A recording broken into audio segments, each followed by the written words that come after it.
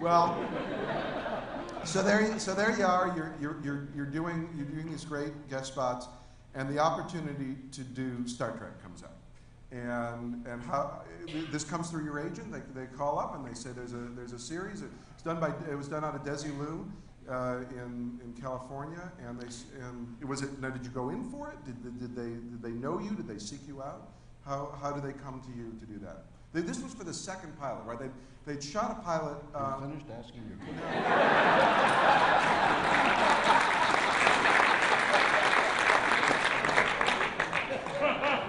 Does anybody speak to you like that when you're in your office and you're the king of the...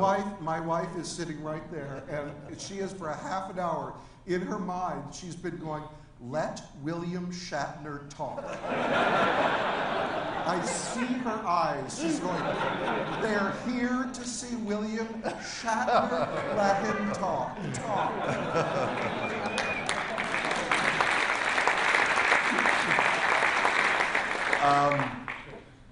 I was doing a series in New York called For the People, being done by the same people who had done The Defenders and Studio One, great production company. I forgot the guy's name. So I'm doing a really hot series that is up against the most popular show on the air, that Western Bonanza. So our ratings were awful, and we had 13 to do, and we knew that was the end of it. When I got a call saying, would I come to LA, which is where my family was anyway, and would I take a look at a pilot that had been made the year before? So my series was over. I flew to Los Angeles and watched an interesting piece of film that took itself very seriously. Turn right. Why? On a starship. There's people on a starship. Yeah. Sir, which way should we turn? Turn left. So I said to the guy, it's very, because NBC had said, look, recast everything. This is an interesting premise, but this isn't it. So in a very unusual, if not unique way, they remade the pilot. They were remaking the pilot, rewriting it, and recasting it completely, except for Leonard Nimoy, who was smiling in the first pilot and didn't smile in the second pilot. So I said, if you make it lighter and you got them, or the guys wouldn't take themselves so seriously, and I had been coming off this 5 years of playing these one-act comedies and Shakespeare, trying to keep that balance. So they agreed, and they rewrote it in a more lighthearted fashion, the way I thought that a ship at sea for 5 years would have, God, turn left, will you? And so we made the pilot. Then a friend of mine, and he's a dear friend, and is probably the proudest I am of knowing anybody. I mean, you say, I know so-and-so, I know the Nobel Prize. I know Norman Corwin. Norman Corwin is one of the great poets of America, who was the greatest writer of drama in America during the 40s and 50s and 60s. I studied his work at university. The only thing that interested me was his dramas, and he won Peabody Award after Peabody.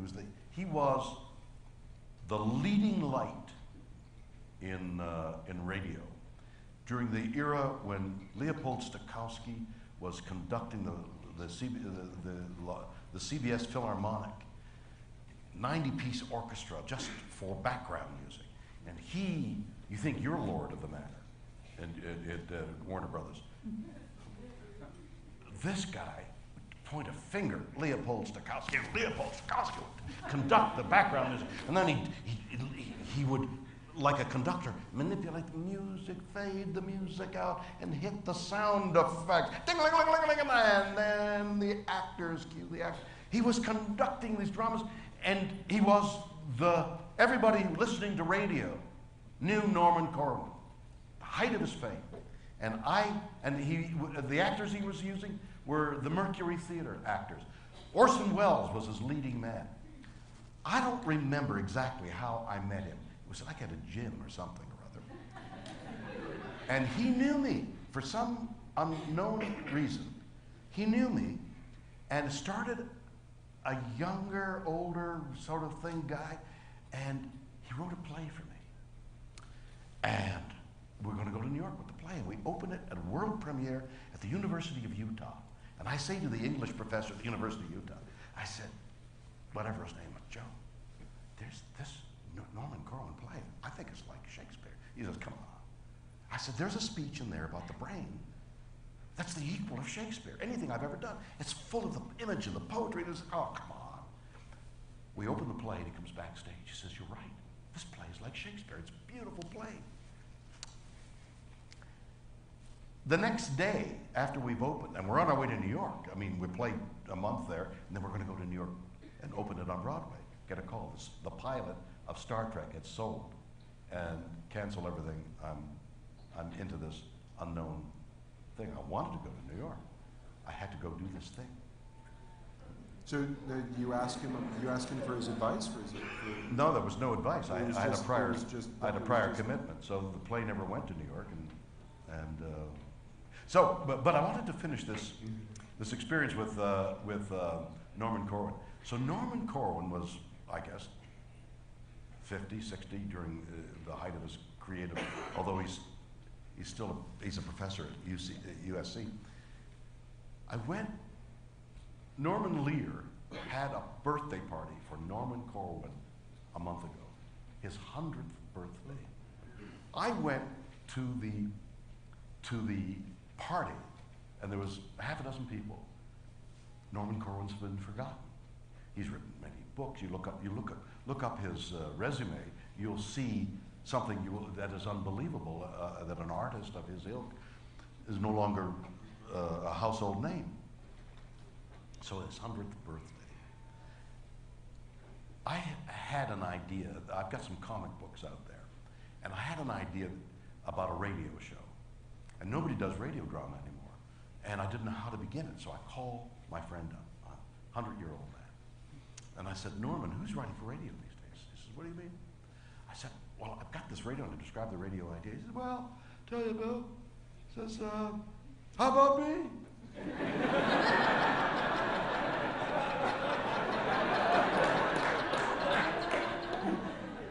So I'm torn. He can't quite remember my name. So I sent him the comic books. I said, would you write like the dialogue? And he sends me back. He says, you're too good to... He writes me back. And he writes a laudatory but inflammatory note. Norman Corwin. And so Norman Corwin was the hurdle I had to get over to do Star Trek. To do Star Trek. Star Trek, people who came to Star Trek later, people who came to Star Trek after it was off the air, which is most people, don't know that this show struggled desperately on NBC. We were in 40s, I'm the most popular. And nearly didn't come back for the third season. Absolutely. Isn't this one of the first cases where the fans... Well, that's a bit of an apocryphal story, I think. I think, the network people are solely motivated by how many people are watching. What's the ratings. The ratings, but the demo. The demographics. The demographics. Yeah. What are the demographics? Mostly now, what are the demographics? So it's a purely financial decision. It's a academic decision in most cases. How's your show doing, by the way? We're the #1 comedy on television, The Demo. Yeah. Where are you in the numbers? The only thing I can understand is 1 to 80. Where are you? 1?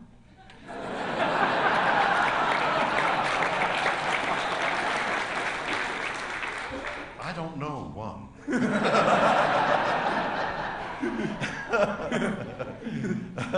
All my shows have been on the verge of. We're number one, and you're going to follow us in the fall. So. That's right.